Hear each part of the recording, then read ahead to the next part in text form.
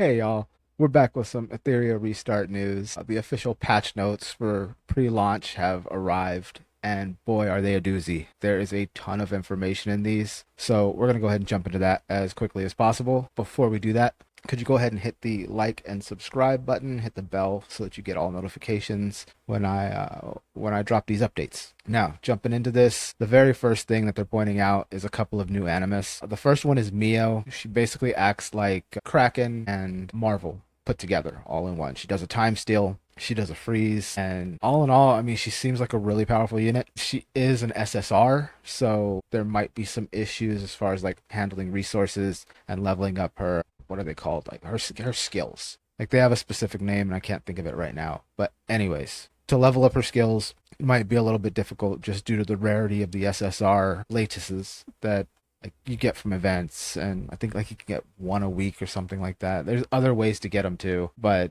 it leans more towards that pay to win area for getting them quickly. Otherwise, you're going to be getting them for like rewards on an event or through weeklies. Anyways, this character, like I said, she looks strong. That's about all I have to say about it. I really don't like the whole lolly design, but whatever. Strong character, should be fun, should be interesting to see how this changes team dynamics. But aside from that, I really don't have anything more to add. The second character is going to be Mizuki Makoto. Now, in the preview, it seemed like she was more of an offensive character, but based off of what they're saying here, she's a defensive supporter, and she specializes in dispel and counterattacks. Now, that's really cool because dispel, there doesn't seem to be enough characters with that. The fact that she has that and she runs off of counterattacks too, I could see this being a pretty useful unit for like a Bramble setup.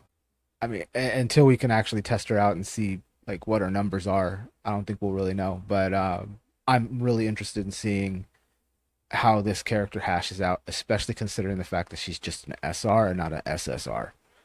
Now, aside from those two new characters, we did get some news on United Front, and basically this is just going to be your typical guild versus guild battle where you're battling for control over points and defenses, and whoever comes out with the most points at the end of the event is considered the winner. They did give us some specific statistics when it comes down to this, and that's like it'll open up 2 weeks after launch, and it'll be available for any union that's reached level 6 or above. And every week this should be kicking off. So at first, we're going to wait 2 weeks, and then it'll be 1 week. Every week, it'll run again. So that's going to be one of the main forms of guild PvP, which I think is like that's going to be a huge part of this game, aside from the RTA. But guild PvP usually falls into that category, anyways, because like that's one of the more fun things to do on these kind of games. Another update that they posted is about the event that's going to be coming out with launch. It's called Shell Story.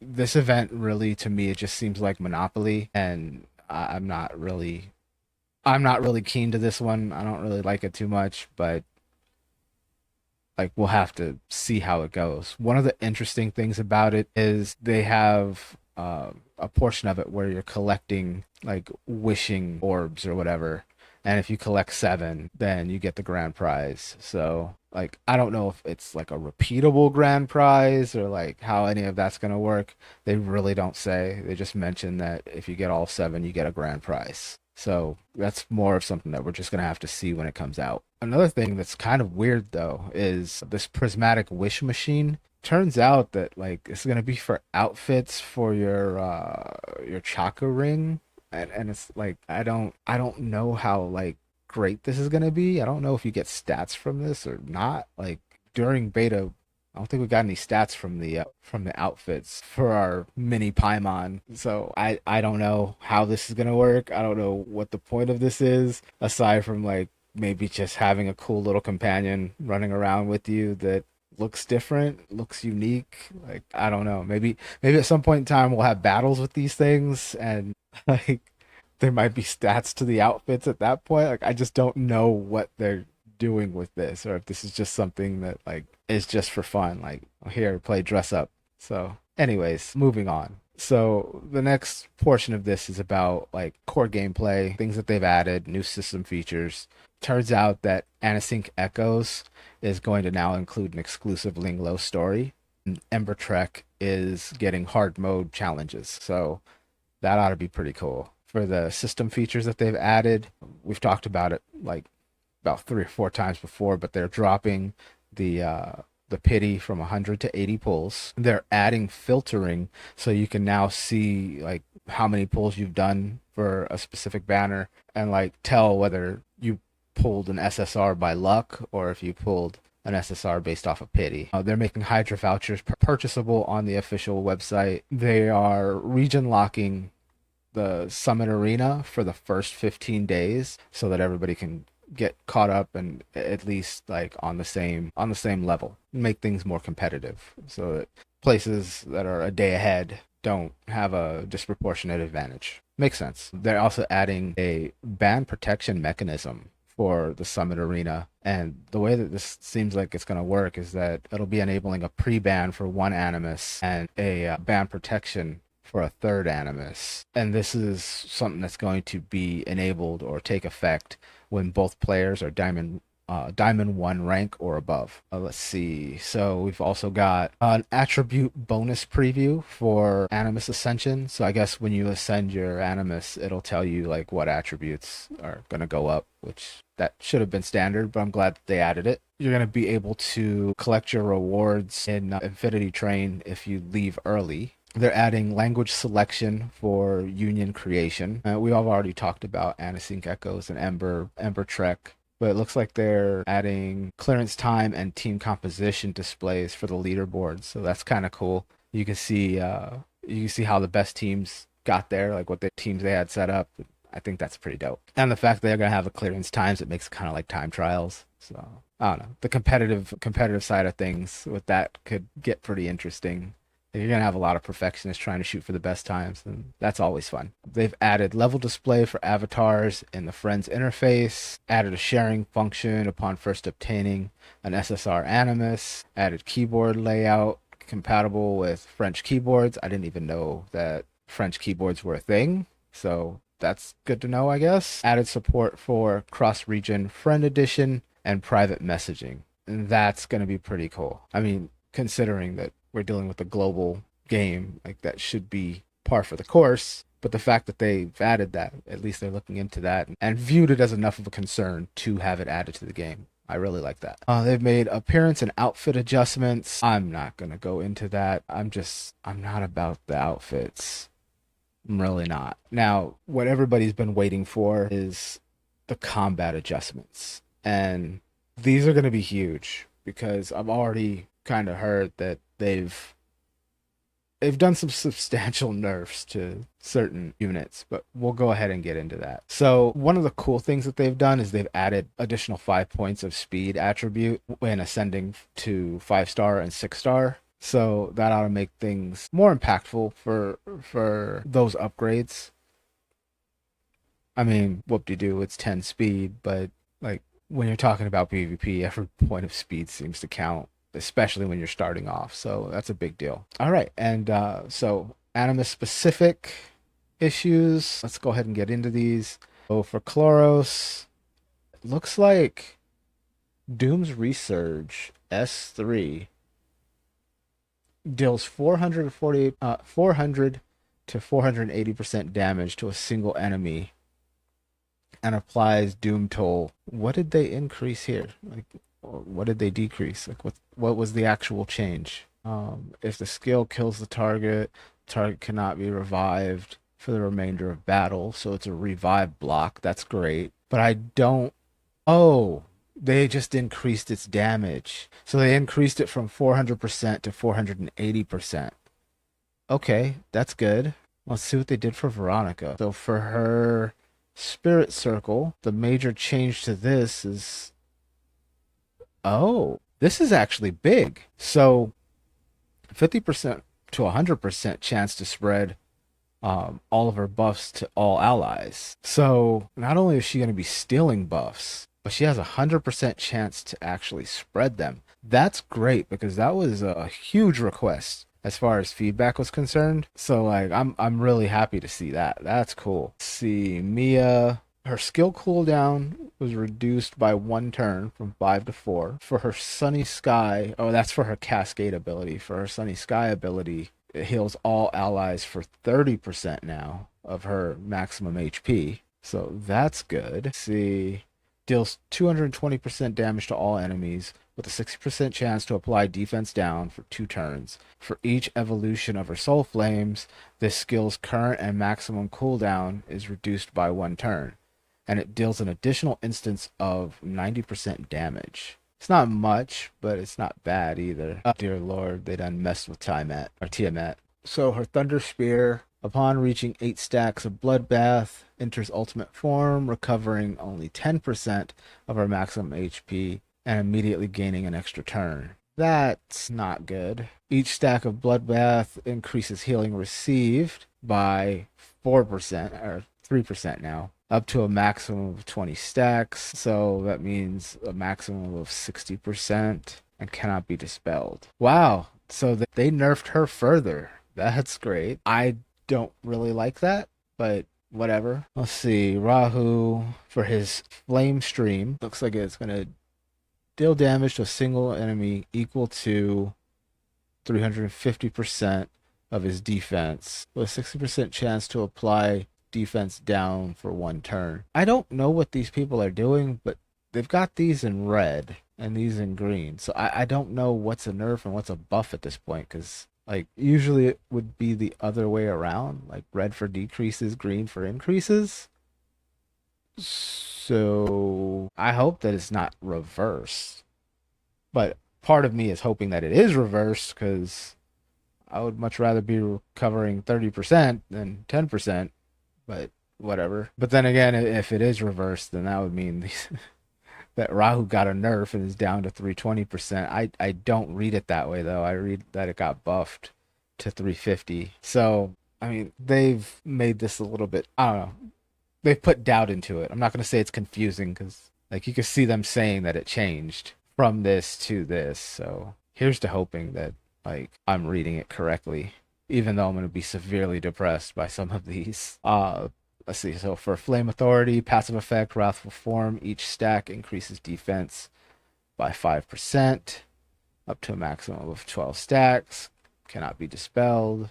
Passive effect, Wrathful Form, at 8 stacks. For every 4% defense increase, or 4% defense higher than the target, his basic attack damage output increases by 1%, up to a maximum of 40%. Wow, okay. Rahu seems like he's going to be pretty freaking powerful. So for Linglo, Rockstar, before each heal has a 75% chance to purify. That's great. If the target has no debuffs, has a 75% chance to apply Whale Prayer for 2 turns. That's good. Insane Crash deals 3 instances of 70% damage. If the final strike is a crit, has a 50% chance to push back the target's turn meter by 8%. So they nerfed Rosa. That's great. Wonderful. All the characters that I like are getting nerfed. I mean, I guess that does give me a reason to try out other characters. We'll see how it goes. At the start of battle, let's see. I have no idea how to say this name. Born, something like that.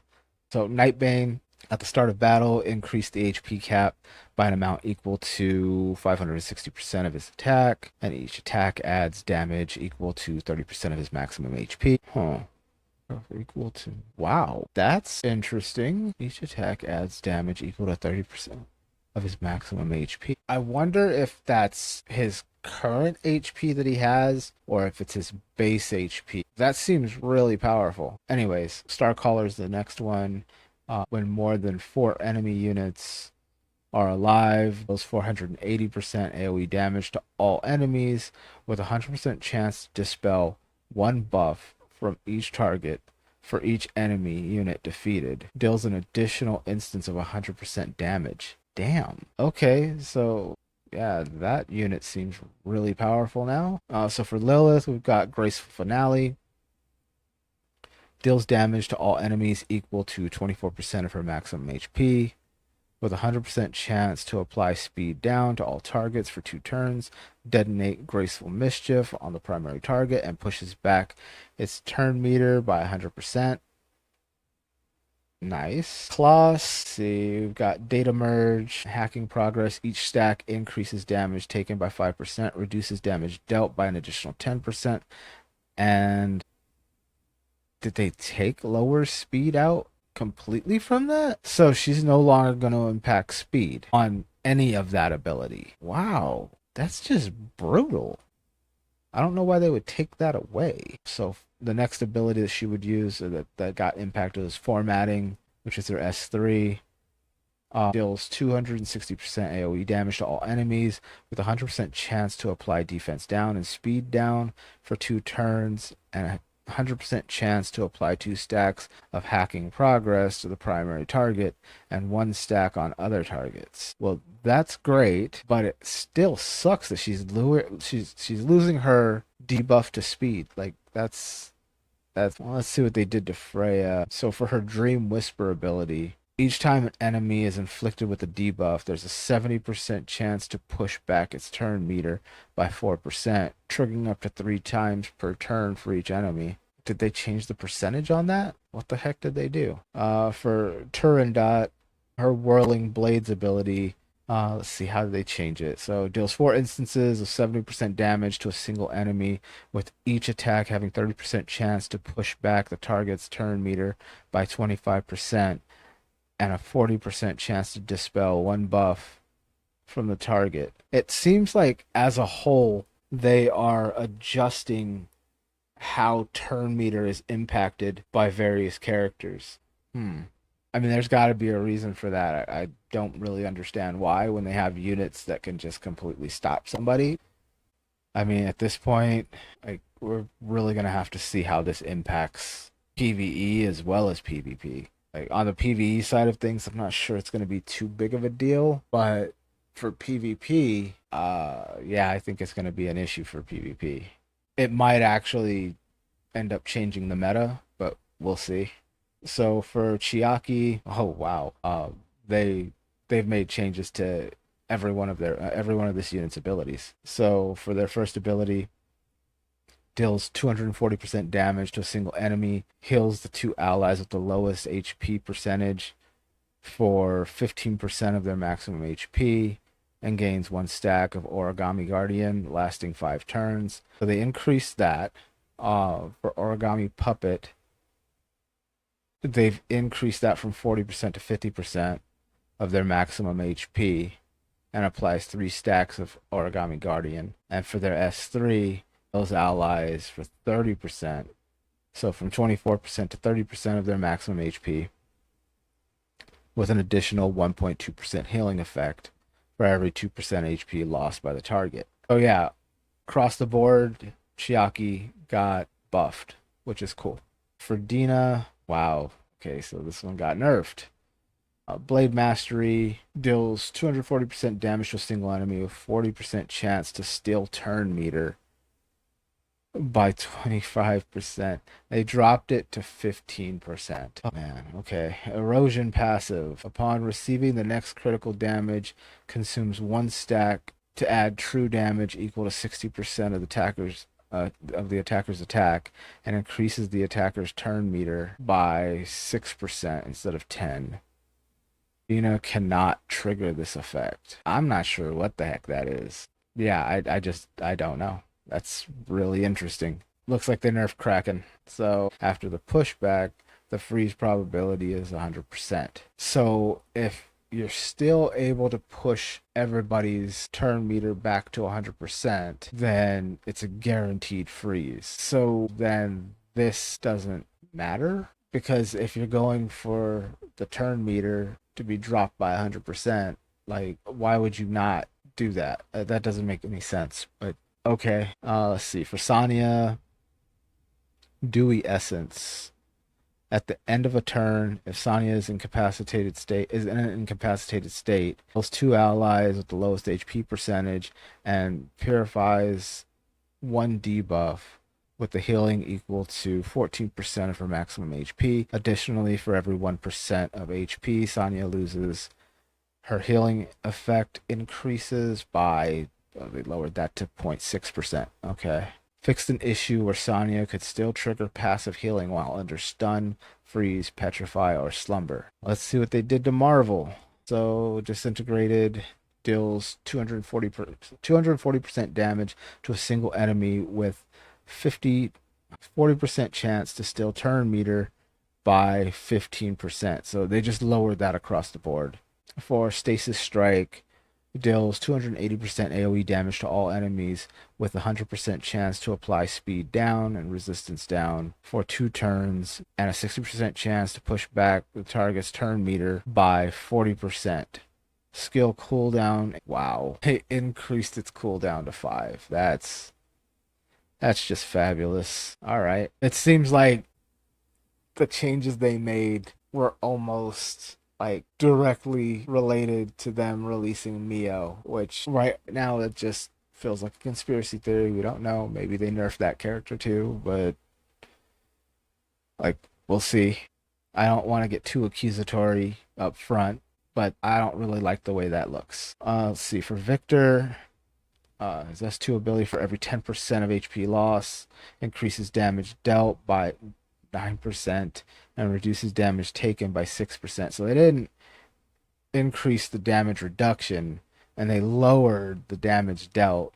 This dude's supposed to be like a berserker, so with lower HP is supposed to be stronger, but they lowered it from 15% to 9%. Yeah, they just went on a nerfing spree. Fixed an issue where Puppet's Fury could stack multiple shields. Okay. For Dorothy, they fixed an issue where the all-purpose casket skill was not being cast during auto battle. For number 41, potion boosting.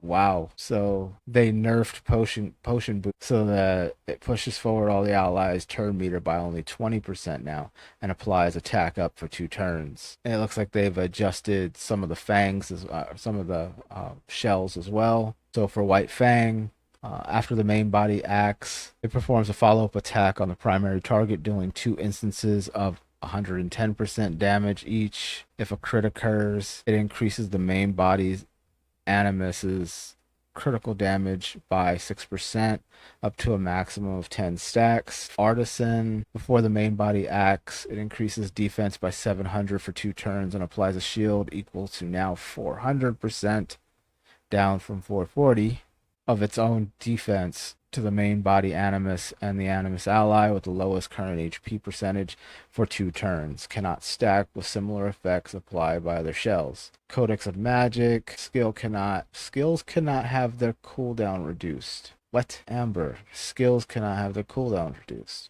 Was there something reducing the cooldowns of shells too? Or are they talking about you can't reduce cooldowns for your actual Animus? Because what's the point with these then? Halloween, fixed an issue with incorrect actual trigger probability. What was incorrect with the trigger probability?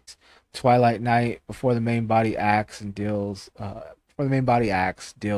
160% damage, down from 200%, to the enemy with the lowest HP percentage, and further reduces their defense by 60% for the current turn. Diamond Heart, before the main body acts, it increases defense by 550 for 2 turns and applies shield equal to 300% of its own defense to the main body Animus, and the Animus ally with the lowest HP percentage for 2 turns. Cannot stack with cannot stack with similar effects applied by other shells. So what I got out of this is they went to town nerfing the heck out of everything. Like, there were a couple of buffs, but mostly like they've been reducing the capabilities of various Animus. Anyways, let's go ahead and move on to the rest of this, because that was a lot of information. So for the system-related optimizations and adjustments, for the Animus interface, we've got adjusted the numerical display sorting in the shell upgrade interface, adjusted the text display color. Oh, really? I wonder what changes they made to the color. That's interesting. Fixed an issue where rapid consecutive prowess upgrades caused abnormal red dot notifications. Fixed an issue where rapid consecutive module upgrades caused interface abnormalities or anomalies. Fixed data anomalies during the viewing of Animus guides. Improved compatibility of the Animus interface. They've adjusted display uh, adaptation of the base map for the entrance difficulty of the GP outpost. Huh? Okay. That was an issue? Fixed an issue where the mechanism pop-up for the Shadowrunner boss and Grim Pursuit could not be closed. Wow, I didn't know that those were issues at all. Arena-related adjustments. This is going to be interesting. So optimize the visual effect of reward distributions in Ether Arena. Improve the rule description text clarity for Summit Arena. Adjusted the Summit Arena shop opening rules to reset based on the season cycle. Modified the leaderboard refresh time rules for the Fearless Arena with settlements based on each region's end time. Okay, that's cool. Fixed an issue where quick operations in Ether Arena caused abnormal animation playback. It's an occasional issue where reward tasks in Ether Arena were overwritten. It's an issue where illegal characters in Summit Arena battle reports were not displayed. Fixed an issue where battle records in Fearless Arena failed to refresh properly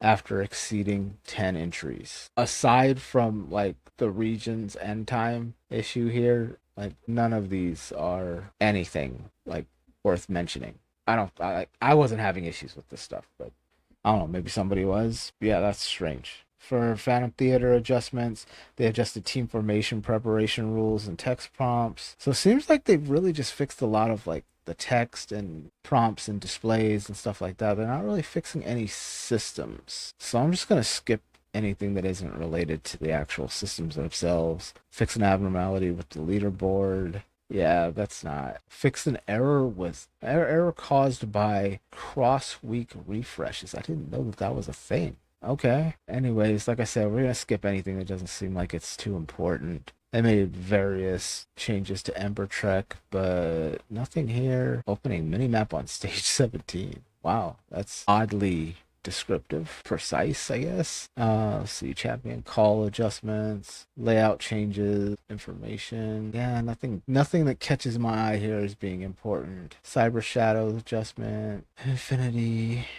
Cubic game, Ethernet rally. Yeah, if you're interested in these, I'd honestly just tell you to go to their Twitter, click the link, and read these specifically. I'm not seeing anything here that's like worth mentioning. Looks like they've made optimizations to the main quest that could be interesting. Fix an issue where quickly defeating monsters failed to display loot prompts. Fix an issue where stage navigation animated got stuck. Well, that's a problem. Fix an issue where story animations did not play correctly after switching accounts. Union adjustments, these could be important. So they optimized key bindings for controller outputs or controller inputs, adjusted maximum daily check-in frequency, adjusted the upper limit for assist rewards frequency in Anchor Beacon Recon, fixed an issue causing occasional display abnormalities upon entering the Union interface, fixed an issue with display abnormalities when the leaderboard data was excessive, fixed an issue where banner modification failed to preview correctly, fixed an issue where companions panel reward pop-up occasionally did not display, fixed an issue where abnormal animus display in Anchor Recon, fixed buff description for Anchor Recon bosses. Yeah, okay. They've made chat adjustments. Most of these are just cosmetic changes. Continuous battle adjustments, optimize the size of the floating window interface and the display of loot quantities, fixed an issue causing occasional battle failures. I didn't know that was even happening. That's crazy. Fix the conflict between auto battle, floating window, and the matchmaking status. Fix an issue causing abnormalities after closing and relogging into the game. All right, so those seem kind of critical to fix, but yeah, that's crazy because I never ran into any of that during the beta. So I wonder if that was more related to the kind of systems people were running things on. They made shop adjustments. I don't think any of us care about that. Battle report adjustments. Fix an issue causing abnormalities when playing battle reports at increased speed. Fix the occasional issue with abnormal loading of shell data. Huh. Okay. So yeah, the rest of these fixes, none of this seems like mission critical or anything like that. And yeah, it looks like we've got 4 more days before we can go ahead and jump into this game again. Definitely excited about that. I want to see what kind of impact a lot of these changes made, and if it's even a deal. Because with the amount of nerfs that they dropped on a lot of the characters, I mean, it might just even things out due to the simple fact that like everybody got some kind of nerf, and anybody who got any kind of buff, they really didn't seem too great, except for Rahu. Rahu seems like he's gonna be a beast. So I'm kind of interested in seeing how good that character is now, because I think he got a pretty huge increase in like damage for his ability, but also the buff to like how he's gonna deal damage based off of his defense, and like you can stack defense pretty decently in this game, and all of his abilities feed into stacking his defense. So like that he's gonna be brutal. I think I really think that's kind of cool because he can be tanky and damage dealing. Like that's gonna be cool. Anyways, that's really all I've got for the patch notes. I know that was a long one. Thanks for sticking with me if you did. Remember to hit the like button, hit subscribe. If you have any thoughts about what I read off here, any thoughts about these patch notes, please go ahead and drop them in the comment section, and we can talk about this. I want to hear your guys' opinion on some of these changes, because I know some of them I'm just flat out not liking. So I want to hear what y'all think. On that note, I'm gonna go ahead and get out of here. Y'all have a good one. Peace.